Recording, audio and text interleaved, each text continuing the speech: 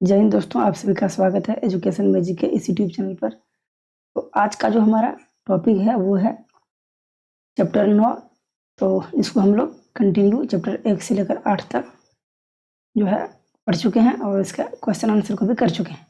तो हमारा 9वां चैप्टर है राष्ट्रीय आंदोलन का संगठन 1870 के दशक से 1947 तक।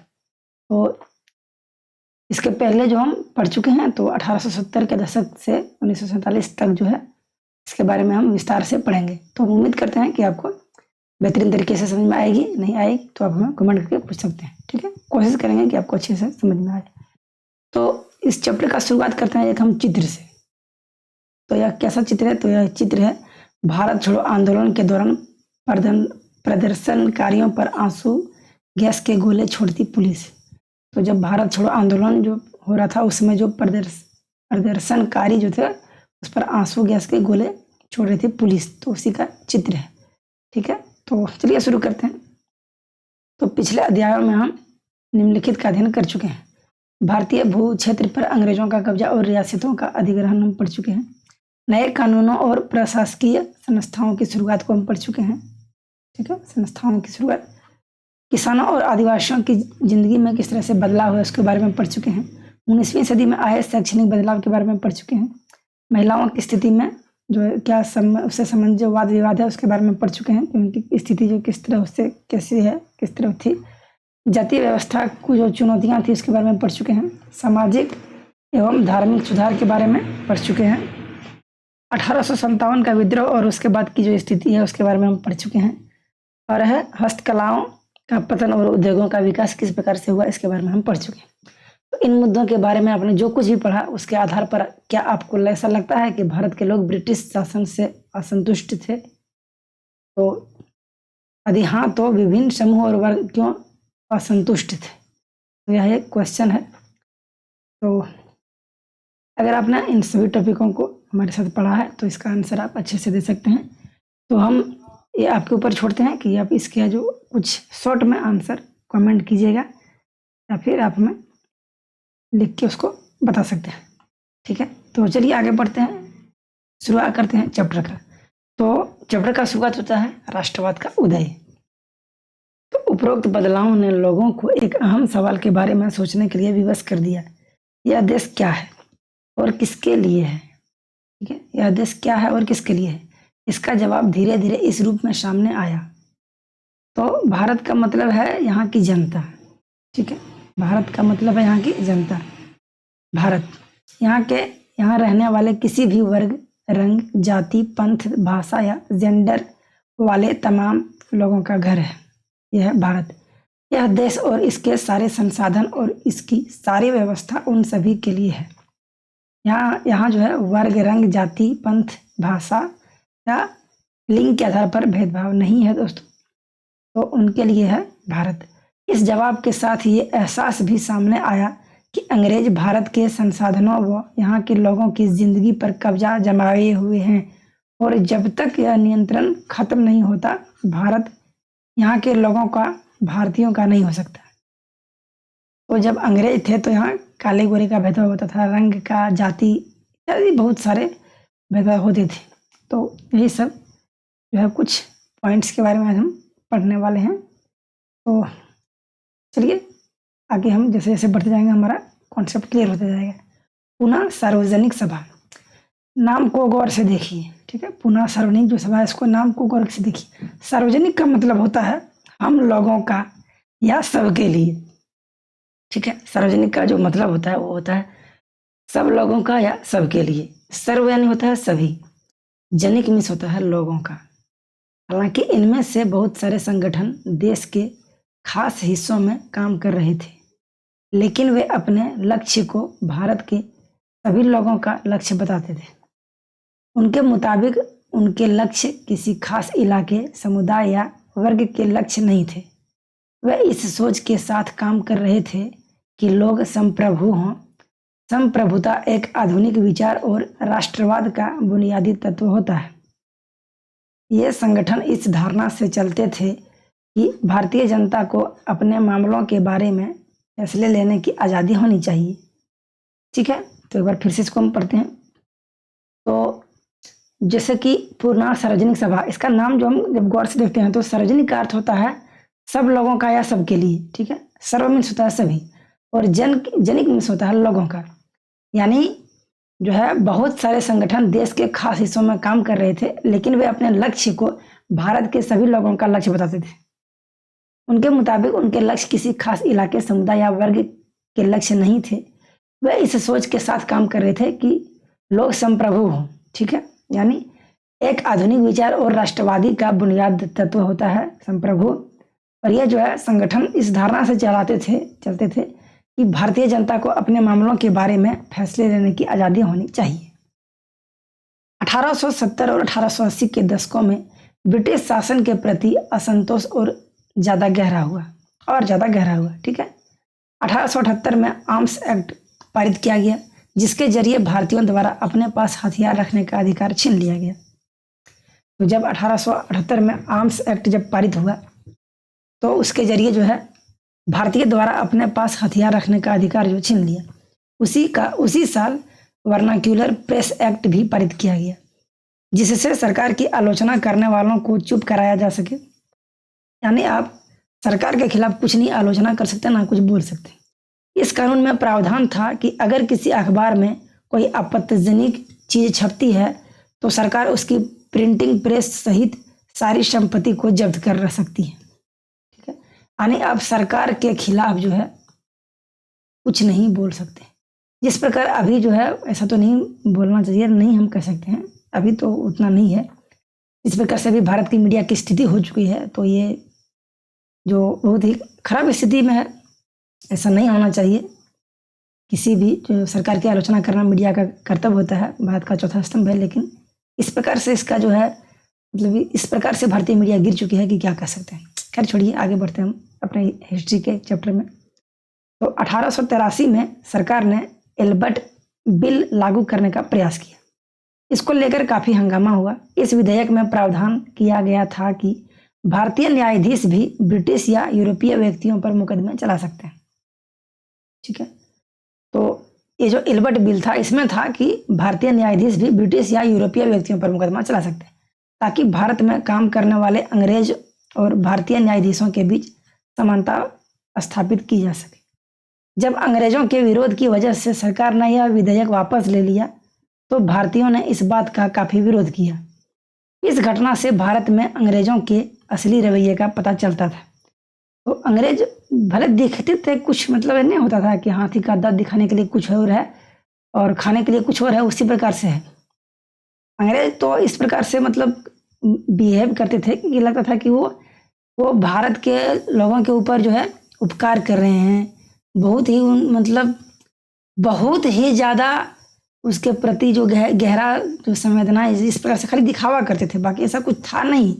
तो उसका असली रवैया का पता इस घटना से ही चला, ठीक है। तो पढ़े लिखे भारतीयों के एक अखिल भारतीय संगठन की जरूरत 1880 से ही महसूस की जा रही थी, परंतु एल्बर्ट विधेयक ने इस चाह को और गहरा कर दिया। 1885 में देश भर के 72 प्रतिनिधियों ने बंबई में सभा करके भारतीय राष्ट्रीय कांग्रेस की स्थापना का फैसला लिया। संगठन के प्रारंभिक नेता दादा भाई नौरोजी, फिरोज शाह मेहता, बदरुद्दीन तैयबजी, WC बनर्जी, सुरेंद्र नाथ बनर्जी, रमेश चंद्र दत्त, S सुब्रमण्यम अय्यर एवं अन्य प्रायः बंबई और कलकत्ता के ही थे। नौरोजी व्यवसायी और प्रचारक थे। वे लंदन में रहते थे और कुछ समय के लिए ब्रिटिश संसद के सदस्य भी रहे। उन्होंने युवा राष्ट्रवादियों का मार्गदर्शन किया। सेवानिवृत्त ब्रिटिश अफसर एओहम ने भी विभिन्न क्षेत्रों के भारतीयों को निकट लाने में अहम भूमिका अदा की। आगे बढ़ते हैं दोस्तों। उसके तो हमारे पास एक चित्र है, इस चित्र के बारे में हम पढ़ लेते हैं पहले। ये चित्र है दादा भाई नौरोजी की, ठीक है। तो नौरोजी की पुस्तक poverty and un British rule in India में ब्रिटिश शासन के आर्थिक परिणामों की बहुत तीखी आलोचना की गई थी। तो यह जो है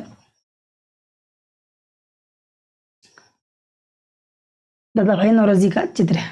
तो हमारे पास एक स्रोत है, तो इसको हम स्रोत 1 ये है, कांग्रेस किसके पक्ष में बोलने का प्रयास कर रही थी। जनवरी 1886 में द इंडियन मिरर नामक अखबार में लिखा गया।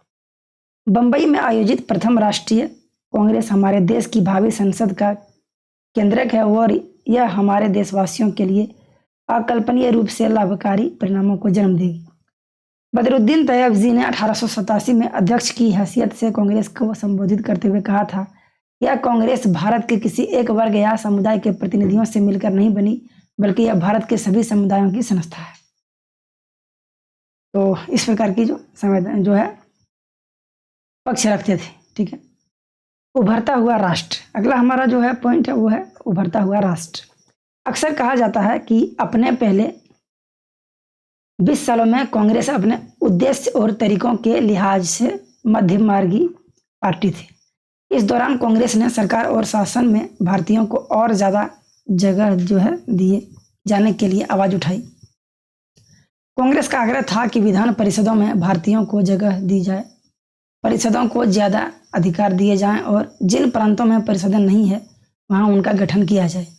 कांग्रेस चाहती थी कि सरकार में भारतीयों को भी ऊंचे पद दिए जाएं। इस काम के लिए उसने मांग की कि सिविल सेवा के लिए लंदन के साथ साथ भारत में भी परीक्षा आयोजित की जाए। तो उभरता हुआ राष्ट्र के जो उसमें कांग्रेस यही चाहती थी कि सरकार में भारतीयों को भी ऊंचे पद दिए जाए और उसका मांग था कि सिविल सेवा के लिए लंदन के साथ साथ भारत में भी परीक्षा आयोजित की जाए। शासन व्यवस्था के भारतीयकरण की मांग नस्लवाद के खिलाफ चल रहे आंदोलन का एक हिस्सा थी, क्योंकि तब तक ज़्यादातर महत्वपूर्ण नौकरियों पर गोरे अफसरों का ही कब्जा था। अंग्रेज आमतौर पर यह मानकर चलते थे कि भारतीयों को जिम्मेदारी भरे पद नहीं दिए जा सकते, क्योंकि अंग्रेज अफसर अपने भारी भरकम वेतन का एक बड़ा हिस्सा ब्रिटेन भेज देते थे। इसलिए लोगों को उम्मीद थी कि भारतीयकरण के यहाँ की धन संपत्ति भी कुछ हद तक भारत में रुकने लगेगी। तो जब सिर्फ अंग्रेज ही अगर किसी एक पर्टिकुलर जगह पर रहेंगे तो यहाँ से वो बाहर भेजेंगे ही, और अगर कुछ भी अगर भारत का अगर 0.1% भी अगर उसमें हिस्सेदार अगर रहेगा तो भारत में कुछ तो रुकेगा ही कुछ हद तक। भारतीयों की मांग थी कि न्यायपालिका को कार्यपालिका से अलग किया जाए, आर्म्स एक्ट को निरस्त किया जाए और अभिव्यक्ति व बोलने की स्वतंत्रता दी जाए। तो अभिव्यक्ति और बोलने की स्वतंत्रता तो दे ही देना चाहिए, जो कि अंग्रेजों के या जो है उसके सोच जो है गलत थे, उनका इरादा ही गलत था, तो क्या कह सकते हैं। तो पहले हम इसको पढ़ते हैं, उसके बाद हम शोध में जाएंगे। तो शुरुआती सालों में कांग्रेस ने कई आर्थिक मुद्दे भी उठाए। उसका कहना था कि भारत में ब्रिटिश शासन की वजह से ही गरीबी और अकाल पड़ रहे थे। बढ़ते लगान के कारण काश्तकार और जमींदार विभिन्न हो गए थे और अनाजों के भारी निर्यात की वजह से खाद्य पदार्थों का अभाव पैदा हो गया था। कांग्रेस की मांग थी कि लगान को कम किया जाए, फौजी खर्चों में कटौती की जाए और सिंचाई के लिए ज़्यादा अनुदान दिए जाएं। उसने नमक कर विदेशों में भारतीय मजदूरों के साथ होने वाले बर्ताव व भारतीयों के कामों में दखलंदाजी करने वाले वन प्रशासन की वजह से वनवासियों की बढ़ती मुसीबतों के बारे में बहुत सारे प्रस्ताव पारित किए। इससे पता चलता है कि पढ़े लिखे संपन्न वर्ग की संस्था होते हुए भी कांग्रेस केवल पेशेवरों, समूहों, जमींदारों और उद्योगपतियों के हक में नहीं बोल रही थी। ठीक है। हम ऐसा नहीं कर सकते हैं कि कांग्रेस जो है केवल एक ही जो है विचारधारा या फिर एक ही प्रकार के लोगों के बारे में बोल रहे थे, ये तो गलत है। वे सभी के बारे में बोल रहे थे। मध्यमार्गी नेता जनता को ब्रिटिश शासन के अन्यायपूर्ण चरित्र से अवगत कराना चाहते थे।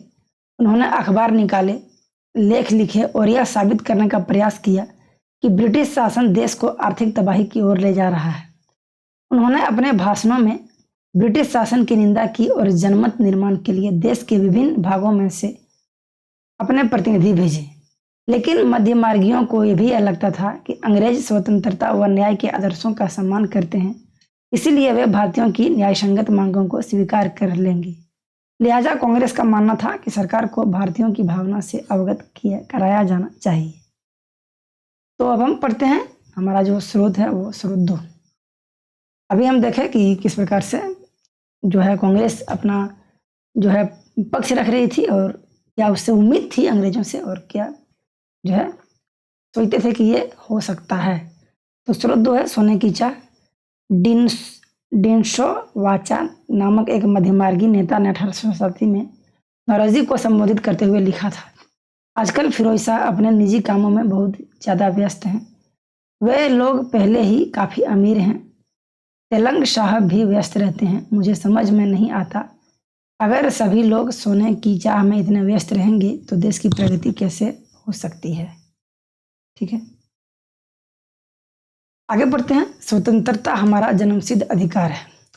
तो ठीक है, 1890 के दशक तक बहुत सारे लोग कांग्रेस के राजनीतिक तौर तरीकों पर सवाल खड़ा करने लगे थे। बंगाल, पंजाब और महाराष्ट्र में बिपिन चंद्र पाल, बाल गंगाधर तिलक और लाला लाजपत राय जैसे नेता ज्यादा आमूल परिवर्तनवादी उद्देश्य और पद्धतियों के अनुरूप काम करने लगे थे। उन्होंने निवेदन की राजनीति के लिए नरमपंथियों की आलोचना की और आत्मनिर्भरता तथा रचनात्मक कार्यों के महत्व पर जोर दिया। उनका कहना था कि लोगों को सरकार के नेक इरादों पर नहीं बल्कि अपनी ताकत पर भरोसा करना चाहिए। लोगों को स्वराज के लिए लड़ना चाहिए। तिलक ने नारा दिया, स्वतंत्रता हमारा जन्मसिद्ध अधिकार है और मैं इसे लेकर रहूंगा। ठीक है, तो यह जो है तिलक का, बाल गंगाधर तिलक का नारा था कि स्वतंत्रता मेरा जन्मसिद्ध अधिकार है और मैं इसे लेकर रहूंगा। आगे बढ़ते हैं दोस्तों, तो इस चित्र पर नजर डालते हैं। यह बाल गंगाधर तिलक हैं। तो मेज पर रखे अखबार का नाम देखिए। तिलक के संपादन में निकले मराठी अखबार केसरी ब्रिटिश शासन का कट्टर आलोचक बन गया था। तो यह है बाल गंगाधर तिलक जी का चित्र हमारे बीच।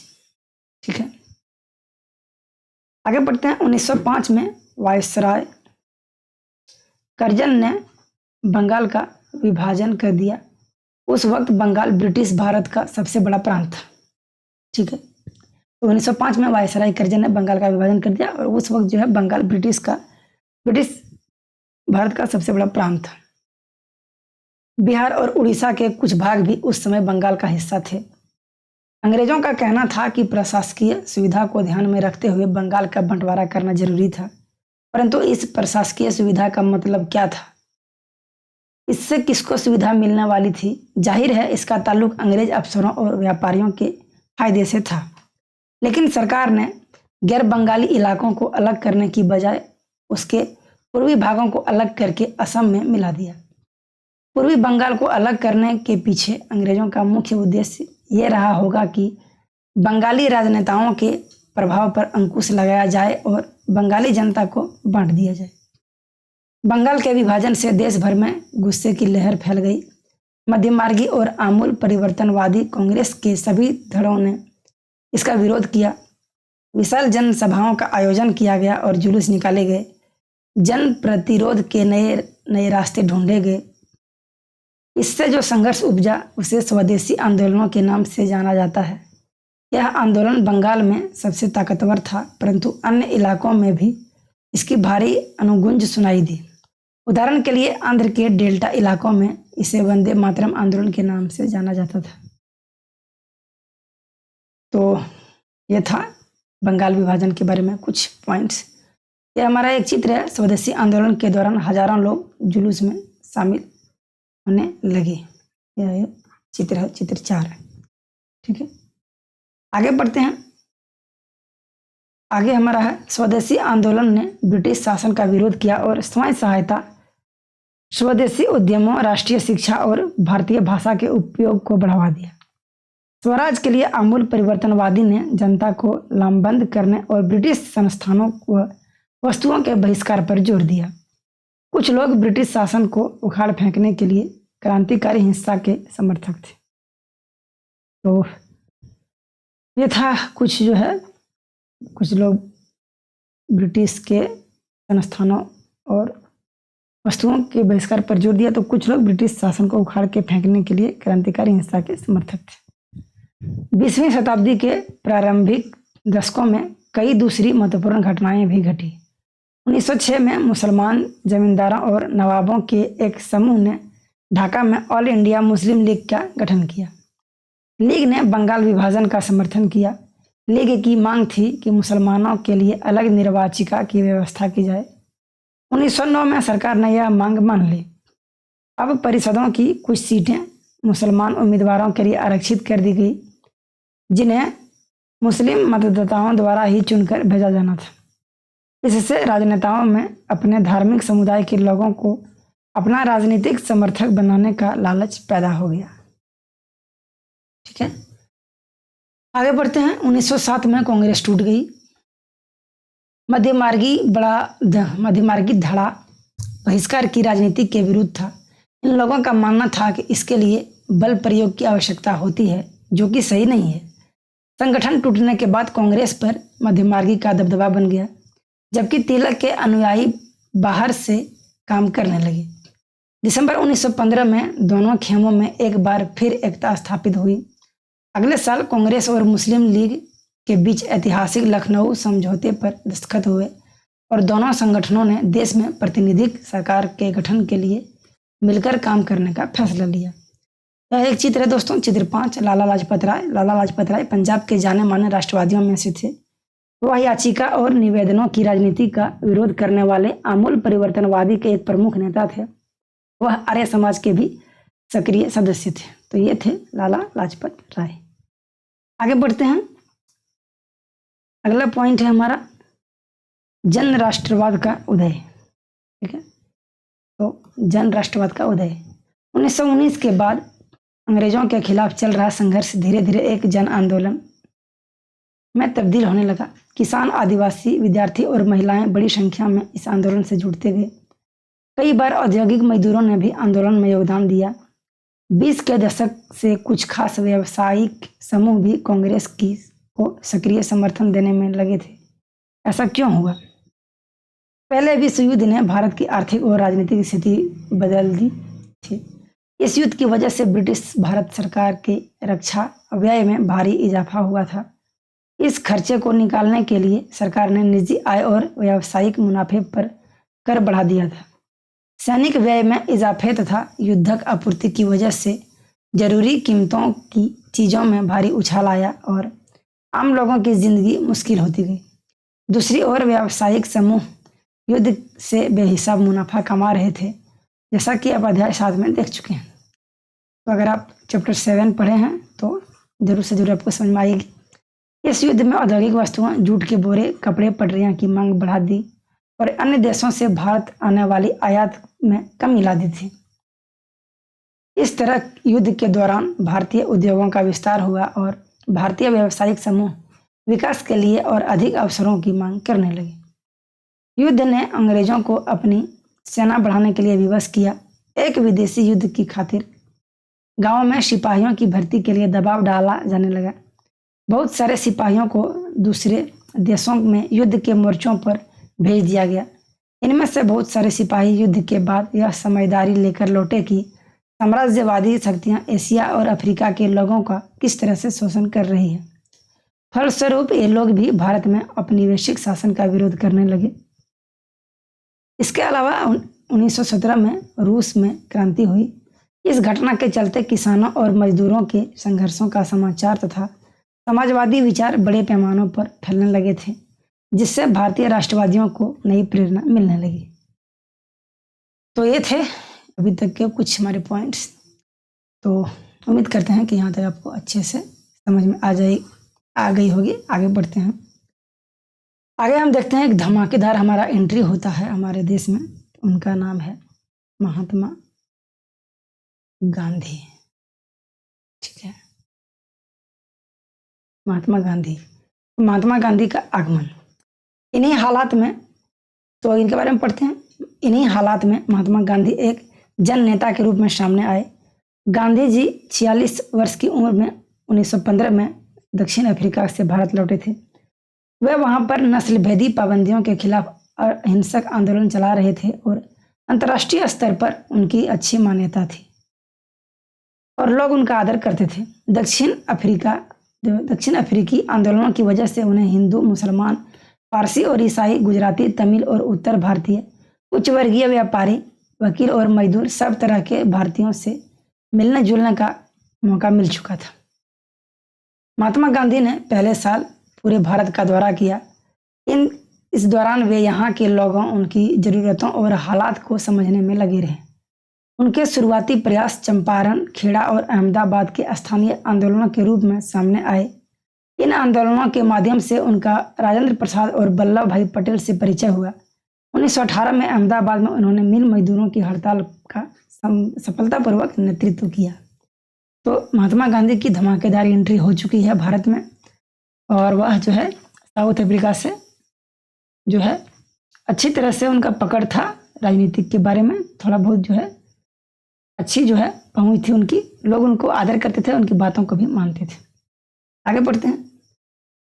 यह एक चित्र है नटाल कांग्रेस के संस्थापक डरबन, दक्षिण अफ्रीका 1895 का। 1895 में अन्य भारतीयों के साथ महात्मा गांधी ने नस्लभेदी का विरोध करने के लिए नटाल कांग्रेस का गठन किया था। तो यह एक जो है सामूहिक चित्र है। आगे बढ़ते हैं। आइए अब 1919 से 1922 के बीच आंदोलनों को कुछ गहराई से देखें। पहला देखते हैं रॉलेट सत्याग्रह। तो क्या है रॉलेट सत्याग्रह, इसको पढ़ते हैं। 1919 में गांधी जी ने अंग्रेजों द्वारा हाल ही में पारित किए गए रॉलेट कानून के खिलाफ सत्याग्रह का आह्वान किया। यह कानून अभिव्यक्ति की स्वतंत्रता जैसे मूलभूत अधिकारों पर अंकुश लगाने और पुलिस को और ज्यादा अधिकार देने के लिए लागू किया गया था। महात्मा गांधी, मोहम्मद अली जिन्ना तथा अन्य नेताओं का मानना था कि सरकार के पास लोगों की बुनियादी स्वतंत्रताओं पर अंकुश लगाने का कोई अधिकार नहीं है। उन्होंने इस कानून को शैतान की करतूत और निरंकुशवादी बताया। गांधी जी ने लोगों से आह्वान किया कि इस कानून का विरोध करने के लिए 6 अप्रैल 1919 को अहिंसक विरोध दिवस के रूप में अपनाया या अपमान व आचना दिवस के रूप में मनाया जाए और हड़तालें की जाए। आंदोलन शुरू करने के लिए सत्याग्रह सभाओं का गठन किया गया। रॉलेट सत्याग्रह ब्रिटिश सरकार के खिलाफ पहला अखिल भारतीय संघर्ष था। हालांकि यह मोटे तौर पर शहरों तक ही सीमित था। अप्रैल 1919 में पूरे देश में जगह जगह जुलूस निकाले गए और हड़तालों का आयोजन किया गया। सरकार ने इन आंदोलनों को कुचलने के लिए दमनकारी रास्ता अपनाया। बैसाखी 13 अप्रैल के दिन अमृतसर में जनरल डायर द्वारा जलियांवाला बाग में किया गया हत्याकांड इसी दमन का हिस्सा था। इस जनसंहार पर रविंद्रनाथ टैगोर ने अपनी पीड़ा और गुस्सा जताते हुए नाइटहुड की उपाधि जो है वापस लौटा दी थी। जैसे ही यह जो घटना होता है जलियांवाला बाग, उसके बाद जो है सारे जो जिनको जो भी उपाधि मिली थी उन्होंने सारी उपाधि को लौटा दिया। चित्र 7, वह परिसर जहां जनरल डायर ने लोगों की सभा पर गोलियां चलाई थी। बाद के इस चित्र में लोग दीवार पर बने गोलियों के निशानों की तरफ इशारा कर रहे हैं। यह जो है चित्र आप देख रहे हैं, यही जलियांवाला बाग हत्याकांड यहीं हुआ था, क्योंकि बहुत लोगों की जान गई थी। यह बहुत ही गलत हुआ था भारतीयों के साथ, ऐसा नहीं होना चाहिए, लेकिन क्या कर सकते हैं। जिनका शासन था वो शासन तो जैसा भी था, लेकिन यहीं एक जो कमज़ोर जो पड़ गए इससे नेता, यहाँ के जो भी थे। आगे बढ़ते हैं। रॉलेट सत्याग्रह के दौरान लोगों ने ब्रिटिश शासन के खिलाफ हिंदुओं और मुसलमानों के बीच गहरी एकता बनाए रखने के लिए प्रयास किए। महात्मा गांधी भी यही चाहते थे। उनकी राय में भारत यहाँ रहने वाले सभी लोगों यानी सभी हिंदुओं, मुसलमानों और अन्य धर्म के लोगों का देश है। उनकी गहरी आकांक्षा थी कि हिंदू और मुसलमान किसी भी न्यायपूर्ण उद्देश्य के लिए एक दूसरे का समर्थन करें। आगे बढ़ते हैं। खिलाफत आंदोलन और असहयोग आंदोलन। खिलाफत का मुद्दा इसी तरह का एक ज्वलंत मुद्दा था।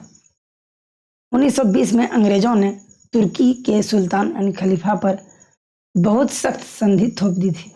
जलियांवाला बाग हत्याकांड की तरह इस घटना पर भी भारत के लोगों में भारी गुस्सा था।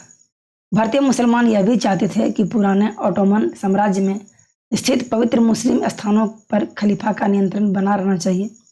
खिलाफत आंदोलन के नेता मोहम्मद अली और शौकत अली अब एक सर्वव्यापी असहयोग आंदोलन शुरू करना चाहते थे।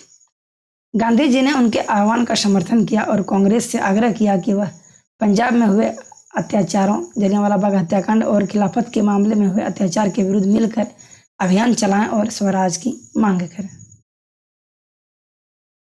1921-22 के दौरान असहयोग आंदोलन को और गति मिली। हजारों विद्यार्थियों ने सरकारी स्कूल कॉलेज छोड़ दिए। मोतीलाल नेहरू, CR दास, C राजगोपालाचारी और आसफ अली जैसे बहुत सारे वकीलों ने वकालत छोड़ दी। अंग्रेजों द्वारा दी गई उपाधियों को वापस लौटा दिया गया और विधानमंडलों का बहिष्कार किया गया। जगह जगह लोगों ने विदेशी कपड़ों की होली जलाई। 1920 से 22 के बीच विदेशी कपड़ों के आयात पर भारी गिरावट आ गई, परंतु यह तो आने वाले तूफान की सिर्फ एक झलक थी। देश के ज्यादातर हिस्सों एक भारी विद्रोह के मुहाने पर खड़ी थी। तो एक स्रोत है, स्रोत 3, पीड़ा का चिरंतन सिद्धांत। अहिंसा से गांधी जी का क्या आशय था?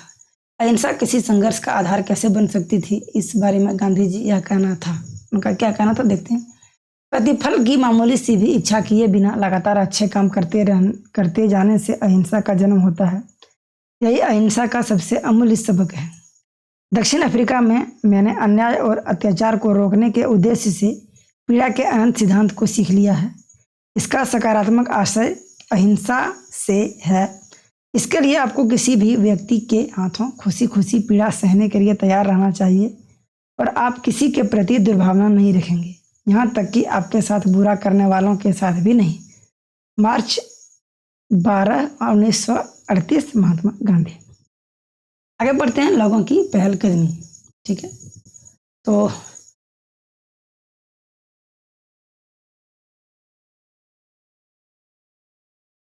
कई जगहों पर लोगों ने ब्रिटिश शासन का अहिंसक विरोध किया, लेकिन कई स्थानों पर विभिन्न वर्गों और समूहों ने गांधी जी के आह्वान के अपने हिसाब से अर्थ निकाले और इस तरह के रास्ते अपनाए जो गांधी जी के विचारों से मेल नहीं खाते थे।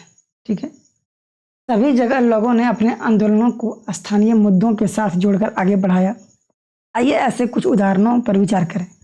खेड़ा, गुजरात में पाटीदार किसानों ने अंग्रेजों द्वारा थोप दिए गए भारी लगान के खिलाफ अहिंसक अभियान चलाया।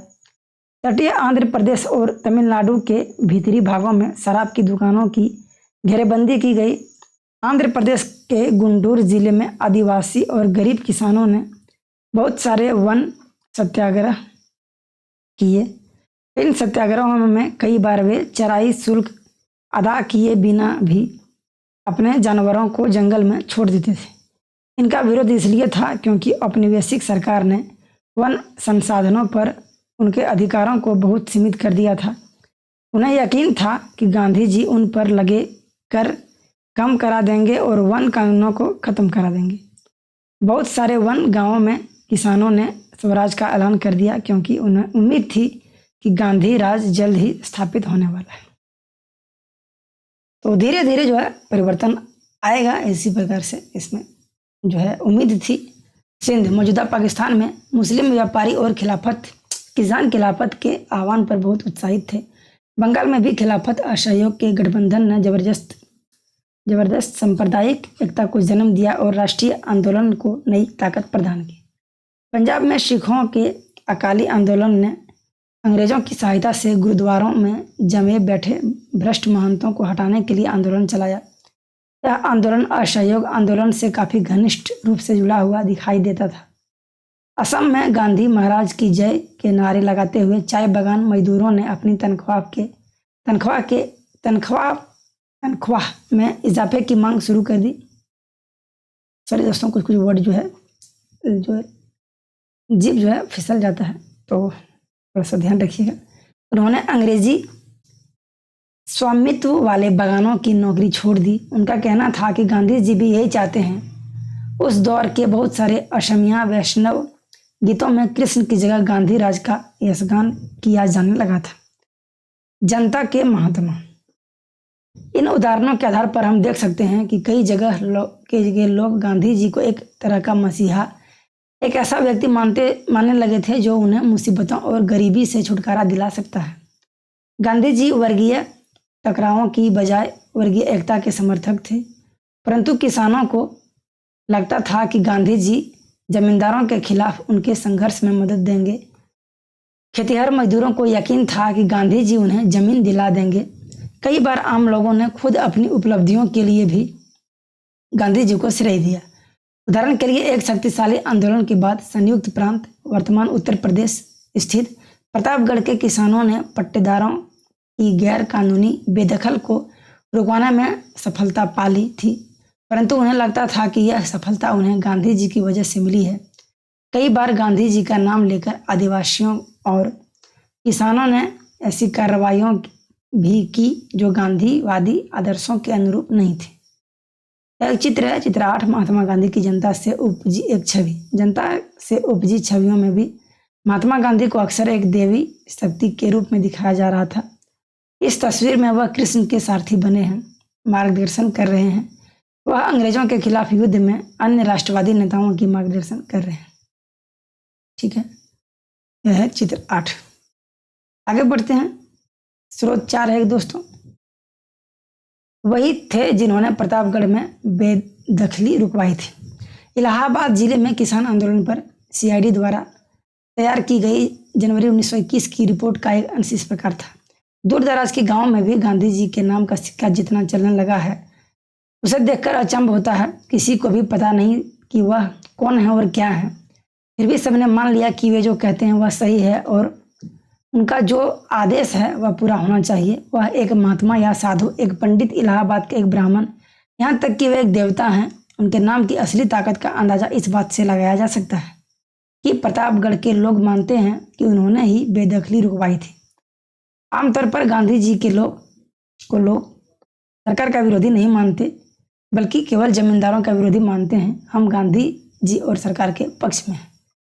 स्रोत 4 से हमारा यही होता है। अगला है 1922 से 1929 की घटनाएं।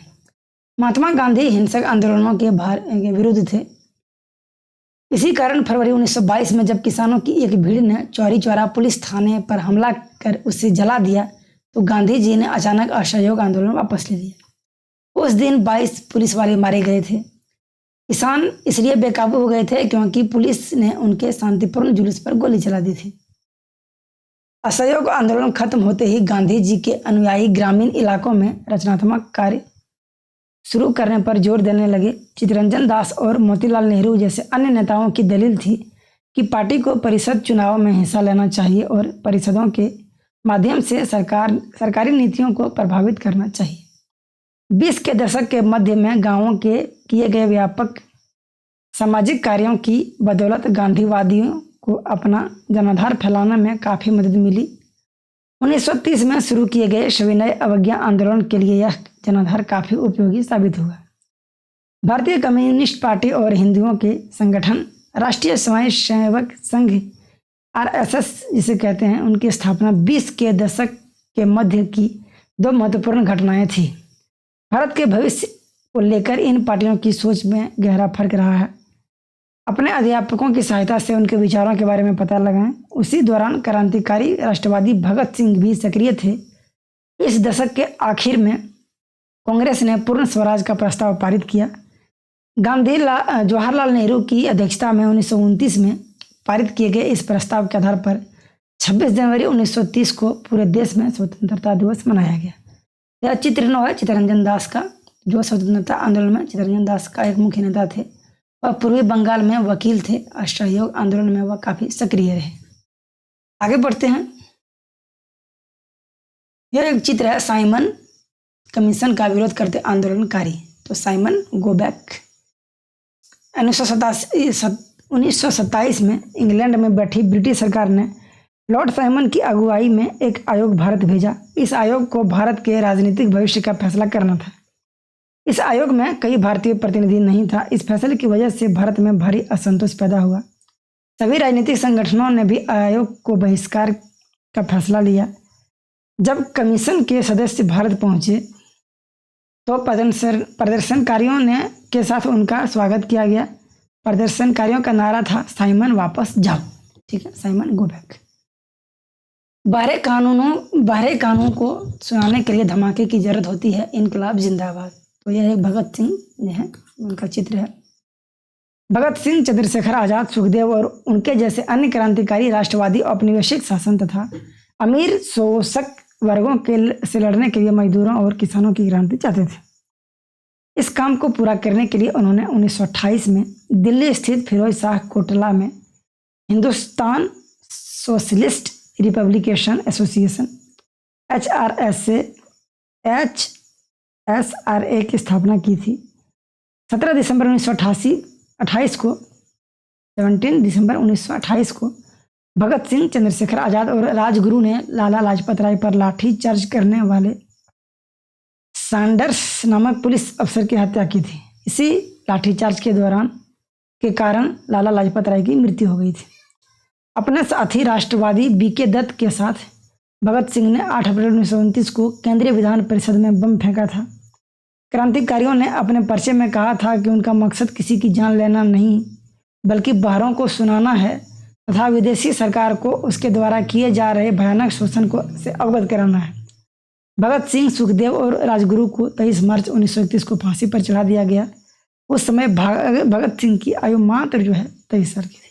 आजकल का युवा 23 साल का PUBG, free fire, Instagram, Facebook, Twitter, WhatsApp, YouTube इत्यादि सोशल मीडिया प्लेटफॉर्म हैं उस पर एक्टिव हैं और कोई फॉलोअर्स बढ़ाने के चक्कर में है तो कोई लाइक्स, कमेंट्स, कोई कुछ भी है ऐसा है। जो सबसे हानि होता है वो होता है रील्स के चक्कर में। जो अब 15 सेकंड, 20 सेकंड, 30 सेकंड का जो वीडियो होता है ना, बहुत ही हानिकारक होता है। तो युवा से कहना यही है हमारे कि 23 साल में भगत सिंह फांसी पर चढ़ गए थे, तो देश के लिए अभी कुछ कीजिए, योगदान दीजिए भारत के लिए। अगला है दांडी मार्च। पूर्ण स्वराज अपने आप आने वाला नहीं था, इसके लिए लोगों को लड़ाई में उतरना था। 1930 में गांधी जी ने ऐलान किया कि वह नमक कानून तोड़ने के लिए यात्रा निकालेंगे। उस समय नमक के उत्पादन और बिक्री पर सरकार का एकाधिकार होता था। महात्मा गांधी और अन्य राष्ट्रवादियों का कहना था कि नमक पर टैक्स वसूलना पाप है, क्योंकि यह हमारे भोजन का एक बुनियादी हिस्सा होता है। नमक सत्याग्रह ने स्वतंत्रता की व्यापक चाह को लोगों की एक खास शिकायत सभी से जोड़ दिया था और इस तरह अमीरों और गरीबों के बीच मतभेद पैदा नहीं होने दिया। गांधी जी और उनके अनुयायी साबरमती से 240 किलोमीटर दूर स्थित दांडी तट पर पैदल चलकर गए और वहां उन्होंने तट पर बिखरा नमक इकट्ठा करते हुए नमक कानून का सार्वजनिक रूप से उल्लंघन किया। तो यह चित्र है, चित्र 12, महात्मा गांधी की प्राकृतिक नमक इकट्ठा करते हुए नमक कानून की अवहेलना कर रहे हैं। दांडी 6 अप्रैल 1930। देखिए नमक उठा रहे हैं गांधी जी। ठीक है, आगे बढ़ते हैं। स्वतंत्रता संघर्ष में महिलाएं। कर्नाटक की अंबाबाई। राष्ट्रीय आंदोलन में अलग अलग पृष्ठभूमि वाली बहुत सारी महिलाओं ने हिस्सा लिया। युवा और वृद्ध, अकेली और विवाहित, ग्रामीण और शहरी, रूढ़िवादी और उदारवादी, सभी तरह के माहौल से आने वाली महिलाएं आंदोलन में शामिल हुई। स्वतंत्रता संघर्ष, महिला आंदोलन और स्वयं उनके लिए भी यह हिस्सेदारी बहुत महत्वपूर्ण थी। अंग्रेज अफसरों और भारतीय राष्ट्रवादियों दोनों को लगता था कि महिलाओं की सहभागिता ने राष्ट्रीय संघर्ष को जबरदस्त ताकत दी है। स्वतंत्रता आंदोलन में हिस्सेदारी के कारण महिलाएं घरों से बाहर आने लगी थी। इसने उन्हें विभिन्न व्यवसायों व शासन में जगह दिलाई और पुरुषों के साथ समानता का मार्ग प्रशस्त किया। महिलाओं के लिए सहभागिता का क्या अर्थ होता है? इसकी सबसे अच्छी अभिव्यक्ति खुद उन्हीं के शब्दों में देखी जा सकती है। कर्नाटक की अंबाबाई का विवाह 12 वर्ष की उम्र में कर दिया गया था। 16 वर्ष की उम्र में वह विधवा हो गई। उन्होंने उडुपी में विदेशी कपड़ों और शराब की दुकानों को घेरेबंदी की। उन्हें गिरफ्तार किया गया और सजा दी गई। रिहा होने पर उन्होंने दोबारा गिरफ्तार किया गया। जब भी वह जेल से बाहर होती, सभाओं में भाषण देती, बुनाई कताई सिखाती और प्रभात फेरियों का आयोजन करती। अंबाबाई इन्हें अपने जीवन के सबसे सुखद क्षण मानती थी, क्योंकि ऐसे क्षणों में उन्हें एक नया मकसद और प्रतिबद्धता दिखाई देती थी। आंदोलन के हिस्सेदारी के अपने अधिकार को मनवाने के लिए महिलाओं को काफ़ी जद्दोजहद करनी पड़ती थी। उदाहरण के लिए नमक सत्याग्रह के दौरान शुरुआत में खुद महात्मा गांधी भी महिलाओं की हिस्सेदारी के समर्थन में नहीं थे। आखिरकार सरोजिनी नायडू ने उन्हें इस बात के लिए तैयार किया था कि वे महिलाओं को भी आंदोलन में शामिल होने दें। तो आगे बढ़ते हैं। यह एक चित्र है महात्मा गांधी के साथ सरोजिनी नायडू, पेरिस 1931 का। 1920 की दशक के शुरुआत से ही राष्ट्रीय आंदोलन की सक्रिय सरोजिनी नायडू दांडी यात्रा के मुख्य नेताओं में से एक थी। भारतीय राष्ट्रीय कांग्रेस के अध्यक्ष पद पर पहुंचने वाली वह पहली महिला थी 1925। तो सरोजिनी नायडू जो है महात्मा गांधी जी के साथ हैं। यह एक चित्र है। उन्होंने पानी उबालकर भी नमक बनाया। इस आंदोलन में किसानों, आदिवासियों और महिलाओं ने बड़ी संख्या में हिस्सा लिया। नमक के मुद्दे पर एक व्यावसायिक संघ ने पर्चा प्रकाशित किया। सरकार ने शांतिपूर्ण सत्याग्रहों के निर्मम दमन के जरिए आंदोलन को कुचलने का प्रयास किया। हजारों आंदोलनकारियों को जेल में डाल दिया गया। भारतीय जनता के साझा संघर्षों के चलते आखिरकार 1935 के गवर्नमेंट ऑफ इंडिया एक्ट में प्रांतीय स्वायत्तता का प्रावधान किया गया।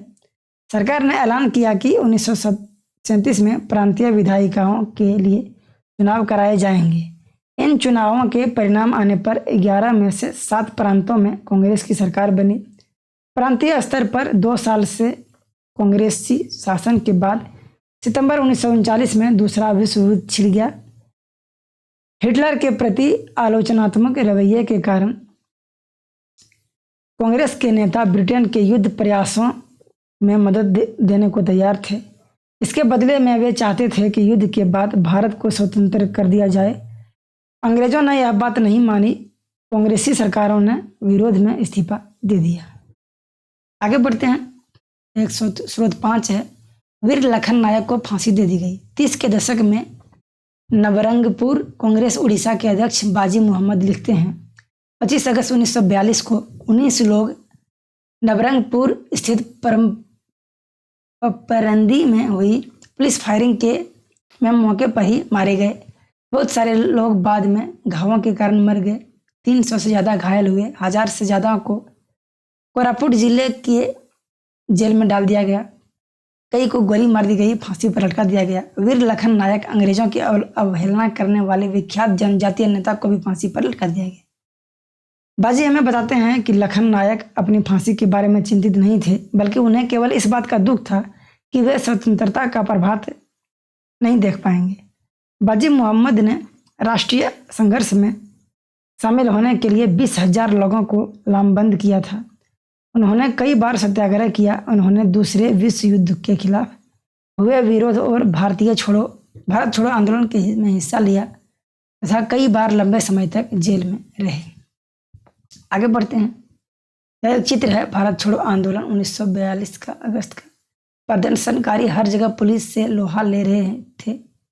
हजारों लोग गिरफ्तार हुए, 1000 से ज्यादा मारे गए और असंख्य लोग घायल हुए।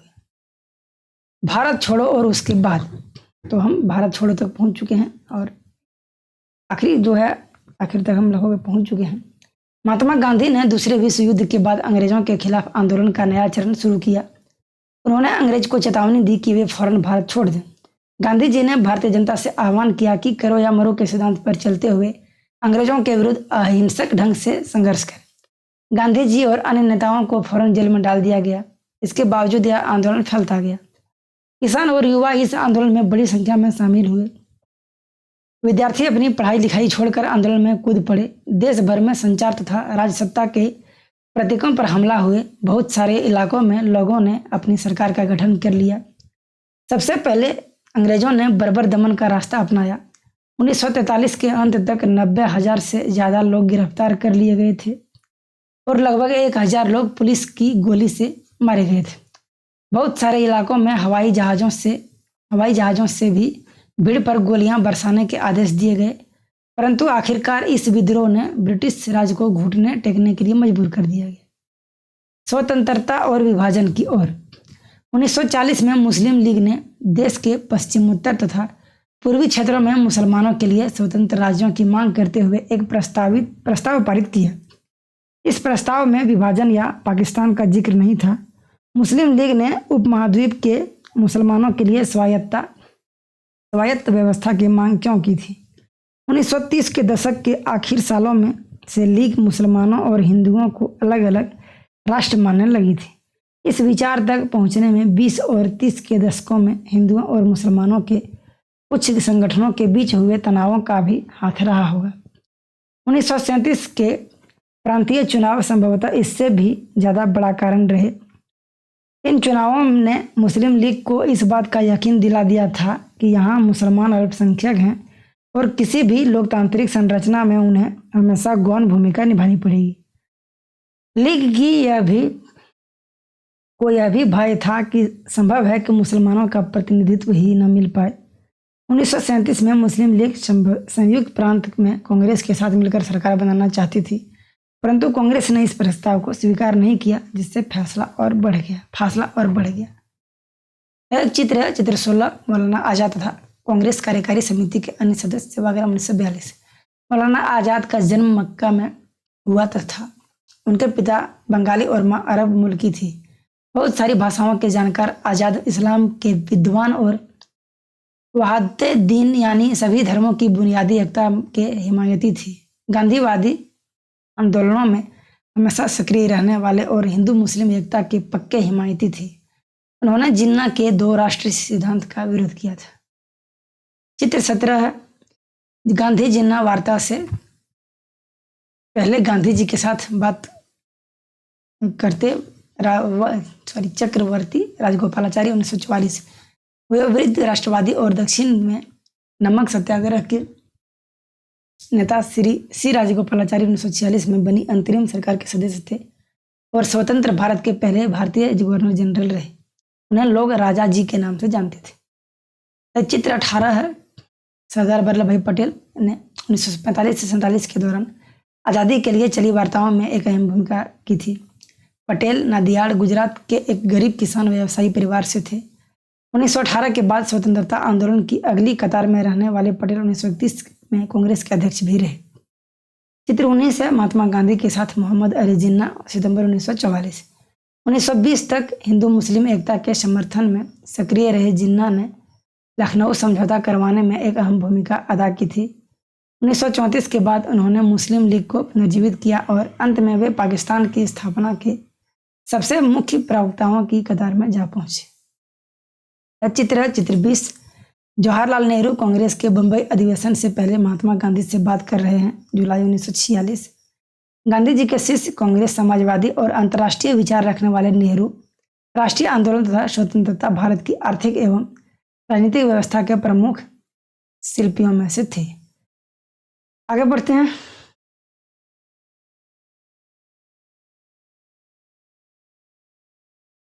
तीस के दशक में मुस्लिम जनता को अपने साथ लामबंद करने में कांग्रेस की विफलता ने भी लीग को अपना सामाजिक जनाधार फैलाने में मदद दी। 40 के दशक के शुरुआती सालों में जिस समय कांग्रेस के ज्यादातर नेता जेल में थे, उस समय लीग ने अपना प्रभाव फैलाने के लिए तेजी से प्रयास किया। 1945 में विश्व युद्ध खत्म होने के बाद अंग्रेजों ने भारतीय स्वतंत्रता के लिए कांग्रेस और लीग से बातचीत शुरू कर दी। यह वार्ता असफल रही क्योंकि लीग का कहना था कि उसे भारतीय मुसलमानों का एकमात्र प्रतिनिधि माना जाए। कांग्रेस इस दावे को मंजूर नहीं कर सकती थी क्योंकि बहुत सारे मुसलमान अभी भी उसके साथ थे। 1946 में दोबारा प्रांतीय चुनाव, सामान्य निर्वाचन क्षेत्र में कांग्रेस का प्रदर्शन तो अच्छा रहा, परंतु मुसलमानों के लिए आरक्षित सीटों पर लीग को बेजोड़ सफलता मिली। लीग पाकिस्तान की मांग पर चलती रही। मार्च 1946 में ब्रिटिश सरकार ने इस मांग का अध्ययन करने और स्वतंत्र भारत के लिए एक सही राजनीतिक बंदोबस्त सुझाने के लिए 3 सदस्यीय परिसंघ भारत भेजा। इस परिसंघ ने सुझाव दिया कि भारत अभी अविभाजित रहे और उसे मुस्लिम बहुल क्षेत्रों को भी स्वायत्तता देते हुए एक ढीले ढाले महासंघ के रूप में संगठित किया जाए। कांग्रेस और मुस्लिम लीग दोनों ने ही इस प्रस्ताव के कुछ खास प्रावधानों पर सहमत नहीं थी। अब इस देश का विभाजन अवश्यंभावी था। यह चित्र है, खान अब्दुल गफ्फार खान उत्तर पश्चिमी सीमांत प्रांत के प्रमुख पश्चिमी नेताओं में से एक थे। इस चित्र में अपने सहयोगियों के साथ बिहार में एक शांति यात्रा में हिस्सा ले रहे थे। ठीक है। कैबिनेट मिशन की इस विफलता के बाद मुस्लिम लीग ने पाकिस्तान की अपनी मांग मनवाने के लिए जन आंदोलन शुरू करने का फैसला लिया। उसने 16 अगस्त 1946 को प्रत्यक्ष कार्रवाई दिवस मानने का आह्वान किया। इसी दिन कलकत्ता में दंगे भड़क उठे जो कई दिनों तक चलती रही। इन दंगों में हजारों लोग मारे गए। मार्च 1947 तक उत्तर भारत के विभिन्न भारतों में भी हिंसा फैल गई थी। कई लाख लोग मारे गए। असंख्य महिलाओं को विभाजन की इस हिंसा में अकथनीय अत्याचारों का सामना करना पड़ा। करोड़ों लोगों को अपने घर बार छोड़कर भागना पड़ा। अपने मूल स्थानों से बिछड़कर ये लोग रातों रात अजनबी जमीन पर शरणार्थी बनकर रह गए। विभाजन का नतीजा यह भी हुआ कि भारत की शक्ल सूरत बदल गई। उसके शहर का माहौल बदल गया और एक नए देश पाकिस्तान का जन्म हुआ। इस तरह ब्रिटिश शासन से स्वतंत्रता का यह आनंद विभाजन की पीड़ा और हिंसा के साथ हमारे सामने आया।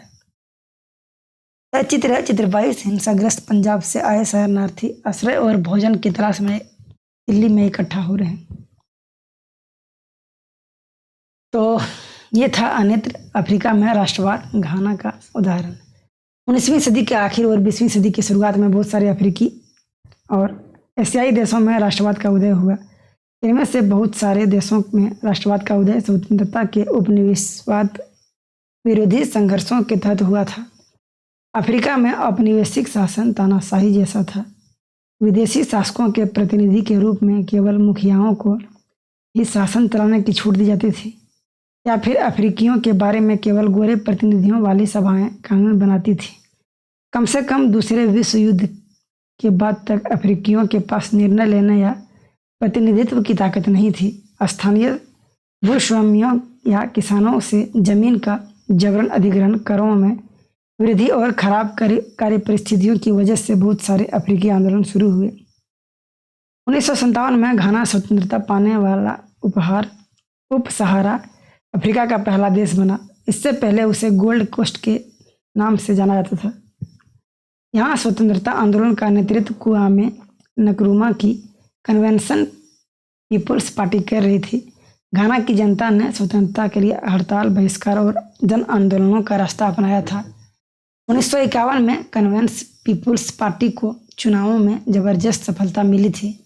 इस पार्टी ने उस आंदोलनों इस प्रणाली का विरोध किया जिसमें ब्रिटिश शासकों ने मुखियाओं को विधानसभाओं में अपने प्रतिनिधियों को भेजने का अधिकार दिया था। इस पार्टी में अंग्रेजों पर दबाव डाला कि वे ऐसी विधानसभाएं बनाएं जिनमें कोई मनोनीत या विशेष सदस्य न हो। 1954 में इस मांग को मान लिया गया। 1956 में नई विधान परिषद के चुनाव हुए। कन्वेंशन पीपुल्स पार्टी ने इन चुनावों को सफलता पाई और इस तरह से घाना के नामक से नव स्वाधीन राष्ट्र के निर्माण का मार्ग प्रशस्त किया गया। तो इस प्रकार से हमारा ये चैप्टर हुआ कंप्लीट। तो चलिए कुछ जो है डिस्कस करते हैं अंत में। दोस्तों हम इस चैप्टर में पढ़े कि किस प्रकार से भारत में स्थिति थी और स्थिति को बरकरार रखते हुए धीरे धीरे परिवर्तन करते हुए किस प्रकार से हमें आज़ादी का त्यौहार मिला, किस प्रकार से पाकिस्तान अलग होने के लिए जिद पर अड़े, किस प्रकार से मारकाट हुआ। तो जब भारत की स्थिति बेहाल थी, बदतर थी, तो किस प्रकार से जो है स्वतंत्रता के का कुछ मतलब महत्व ही नहीं था। जलियांवाला बाग हत्याकांड हुआ, जो है कुछ प्रेस जो है पत्र छापने की आज़ादी नहीं थी, बहुत सारे जो टैक्स के लिए उसमें ओल झोल बढ़ते गया। इस प्रकार से धीरे धीरे करके हमें स्वतंत्रता मिली है। तो इस आज़ादी को हम अपने दिल में संयोजे रखेंगे और सलाम करेंगे उन सभी को जिन्होंने देश की आज़ादी में हिस्सा लेते हुए अपने जीवन को वहीं वरदान के रूप में जो है ख़त्म कर दिया। तो थैंक यू सो मच। आज के लिए इतना ही। आपको वीडियो कैसी लगी आप हमें कमेंट करके ज़रूर से ज़रूर बताइएगा, ठीक है। वीडियो को लाइक कीजिएगा, अपने दोस्तों के साथ शेयर कीजिएगा। इस चैनल पर आपको एजुकेशन से ही रिलेटेड वीडियो मिलेंगे, इसके अलावा आपको कुछ भी नहीं मिलेगा। क्वेश्चन आंसर का वीडियो बहुत जल्द ही आपको मिल जाएगी। अगर आपको कुछ भी समझने में प्रॉब्लम हुई हो तो हमें कमेंट करके ज़रूर बताइएगा, हम किसी अगले वीडियो में उसका डिस्कशन कर देंगे। और आप जो है कमेंट करके कुछ पूछ सकते हैं, आपके बीच अगर कुछ सवाल हो तो। क्वेश्चन आंसर की वीडियो जल्दी आ जाएगी। तो आपको वीडियो कैसी लगी आप हमें ज़रूर से ज़रूर बताइएगा। और हमारे इस एजुकेशन मैजिक के चैनल को सब्सक्राइब कर लीजिएगा। आपका एक एक सब्सक्राइब हमें मोटिवेशन देता है और हमें आगे बढ़ने में मदद करता है। तो हम उम्मीद करते हैं कि आपको बेहतरीन तरीके से समझ में आई होगी। तो ठीक है, चलिए मिलते हैं अगले वीडियो में। आज के लिए यहीं रखते हैं। तो थैंक यू सो मच। आप सभी का बहुत बहुत धन्यवाद इस चैनल पर जुड़ने के लिए, और इस चैनल को आगे इसी तरह से बढ़ाए रखें। तो थैंक यू, मिलते हैं अगले वीडियो में। तब तक के लिए धन्यवाद। जय हिंद, जय भारत।